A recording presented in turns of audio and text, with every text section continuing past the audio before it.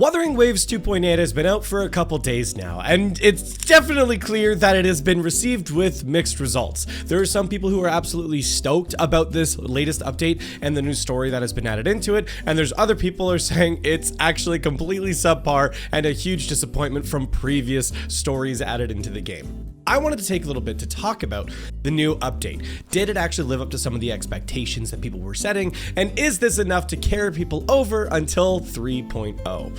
Let's talk about it. Now, whenever we're talking about a new update for Wuthering Waves, there's kind of a couple different areas and things that we need to talk about. Obviously, the story is kind of a key component. For a lot of people, like myself, Wuthering Waves is primarily a story-based game. But other people are looking for other components as well, like with the combat. What combat events have been included? What other meaningful gameplay in terms of like active combat gameplay has been added into the game? So those are the two primary things I want to take into consideration here. Now, overall, let's just start with some of the characters. I think Chisa has been a great addition into the game. As you can see, I did happen to pull her on my account here, and I did actually decide to just straight up go for it, and I pulled her signature weapon as well. I was like halfway to pity. I won Chisa on the 50-50, and so to reward myself, I did pick up her signature weapon. Was this maybe the best investment for my account? Probably not, but overall, I felt like it was something I really wanted to do because I do really like Chisa and her characterization overall. If you are an anime fan, if you're a weeb, which is probably the majority of people who are going in and playing Wuthering Waves, I think you're going to like the new story and new area that's been added into Wuthering Waves. If we take a look around here in Honami, it's got this post-apocalyptic Japanese vibe, and as you can tell by Chisa herself, very much inspired by other anime titles and kind of that whole anime schoolgirl aesthetic, which is what a lot of people were hoping and excited for. If this is any indication, which seems to be the case, of what is still going to come when we get to Lahai Roi, which was teased as well in this story patch, I think a lot of people are going to be very excited for that. Chisa's combat is some of the coolest looking combat in the game right now. I absolutely love her combos. She feels fluid, fun, fast to play, and her forte with being able to activate the kind of chainsaw mode that goes along with it is really good, as well as her ultimate having an absolute slamming ultimate attack itself. Very cool. I got my Chisa at a decent build as of right now. Not amazing and not the fully optimal stats on her at this point, but we got 85% crit rate, 233 crit damage, need a little bit more attack. Definitely need to still kind of boost those numbers a little bit overall, but even from where she's sitting at right now, I think she still plays fairly well. I do wish she did a little bit more damage. I would love to like on-field her more, especially because I have her signature as well. However, I feel like to do that, you're probably going to need to get some of her sequences. One sequence that does feel overall like extremely needed in playing so far is this one, making Chisa immune to interruption during her Saw Ring Blitz. I have been knocked out of that Saw Ring so many times now that it makes me feel like, man, I might actually, spend the coral to get this sequence, because if she's going to end up being such a key character in the kind of 3.0 update with some of the other characters, which is what a lot of people are speculating her to be, it might be worth it. It might be worth doing that. Maybe I'll wait for a rerun. I'm not sure, but this is definitely a sequence node I'm seeing a lot of value in right now, but that's not my advice. I'm not telling you to go ahead and do that. Overall, as far as new characters to the game, I think Chisa's a pretty satisfying character and a great character to be added in. We haven't had an opportunity to use Bu Ling yet. She hasn't been added into the game. She's going to be, I think, on the next half on the next banners, so we can talk more about that when she does come. So again, as far as characters are concerned, Chisa has been a great addition. But let's talk a little bit about the more controversial side of things, where people are having more of their disagreements, and that is coming into the story itself. I think it's undeniable as of right now that 2.8 probably is one of the prettiest updates that's been added into Wuthering Waves. The visuals they're able to put together with the in-game engine, the in-game visuals that they've been able to add in with some of the sakura trees, with the sunset and the different sequences and conversations that Rover is having with Chisa, and some of the animations that they have added in along with it were really good. There were moments where I was like, wait, are we in a special animation as of right now? Like, is this like a pre-rendered sequence? No, it's not. Oh, this is in engine.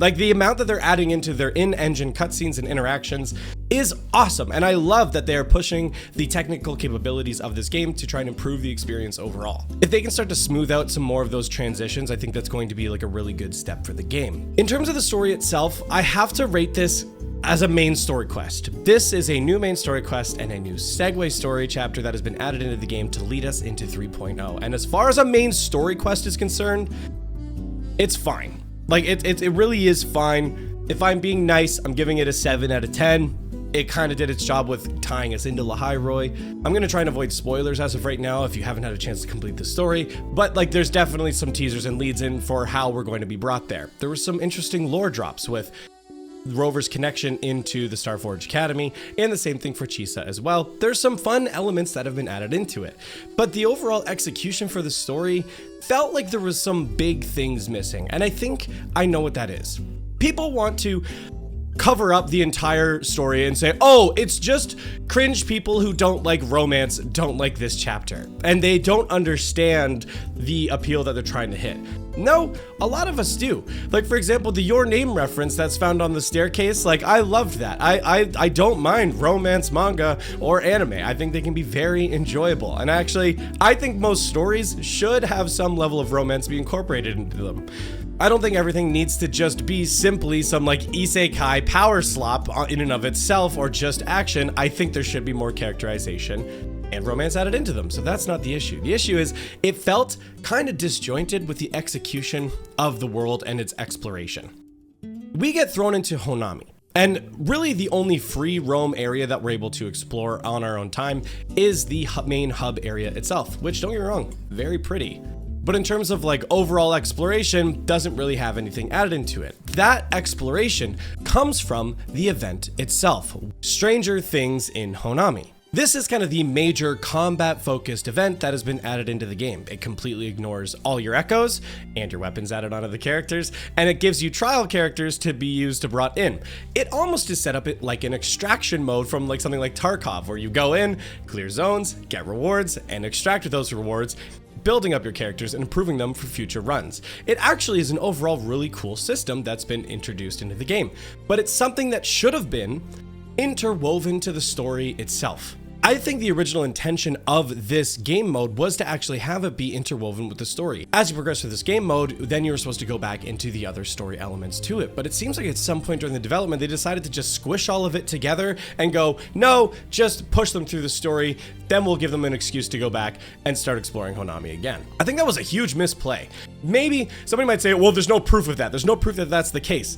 I think there is. At one point in the story, when we first do a trial exploration of this game mode, as part of the main story, they make you do the tutorial. You have to go and you collect some of those stickers and rewards, and you do a trial exploration that's part of the main story. And then they completely skip over the rest of it, don't talk about it again, until you've completed all of that main story. It's like they started to set it up like, oh, yeah, do this game mode, do this exploration, and as you progress, as you go deeper into the city, as you explore more of the city, and you unlock these secrets, more of this main story is going to be revealed. And I think if they had done that, it would have really changed a lot of people's perspective for the story overall. But the way that it's kind of all scrunched together and it just becomes a bit too yappy in that form and how it's portrayed overall makes it feel really disconnected from the overall main story. I think the other elephant in the room here is we're having a repeat of what happened with the Yuno story quest back in 2.6, I believe, is when Yuno got added into the game. I really liked Yuno's story quest that was added into the game, but it wasn't a main story quest. There wasn't a ton there that actually pushed the overall main narrative forward. It was just kind of about Yuno and rescuing Yuno. I don't think there's anything wrong with that. I don't think there's anything wrong with having story quests in a game that's really all centered about the characters. So of course we want to learn more about the characters and do more story with the characters. I think where people get disappointed is when it feels like the main story quest, which is supposed to be pushing the overall narrative, really is just a glorified character quest. And that's kind of exactly what this was. This was a very clear, heavy introduction to Chisa, to find her connection, connect her directly with Rover, and have her set up as kind of our new companion to bring us into 3.0. I think that's fine, it just didn't really feel like main story quest material for me. Again, before people start bitching about certain elements of it, it's beautiful at moments. I really like the conversations between the characters. If you're a fan of anime and manga, there's those flashes, like the zoom in romance moment that made Gotcha Smack laugh.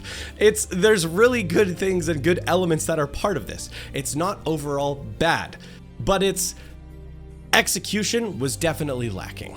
Now, all that being said, I have zero regrets in pulling Chisa. I have zero regrets. I have zero regrets adding her onto my account. I think she's going to be huge in subsequent patches for the characters that are coming. Now I've done a couple videos talking about, is 2.8 going to be enough? Is this patch going to be enough to keep players engaged, interested in the game until we get to 3.0? I'll be honest, I had a ton of fears going into 2.8. The live stream made me more optimistic again. So how do I feel now, having gotten into it? I think it's at about a meets expectations. I'm not blown away by what's been added overall. Some elements are good, but I think it was still... It's a transition patch. It's leading us into 3.0.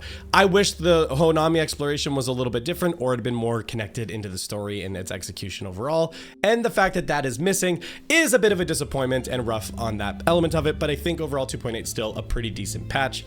We will see how things go in the second half. Maybe by the second half, people are extremely bored again. That's very possible. But until that moment arrives, I've still been pretty happy with it. But let me know what you think in the comments down below. Are you happy with 2.8? Are you happy with Chisa? Do you think overall it was a good patch? I think, again, it's passable. It works. It still met or exceeded my expectations in terms of thinking 2.8 was going to be a crapshoot, but it's not that. They've done a decent job of it. I'm definitely looking forward to 3.0. But let me know what you think. Thank you so much for watching. We'll see you next time.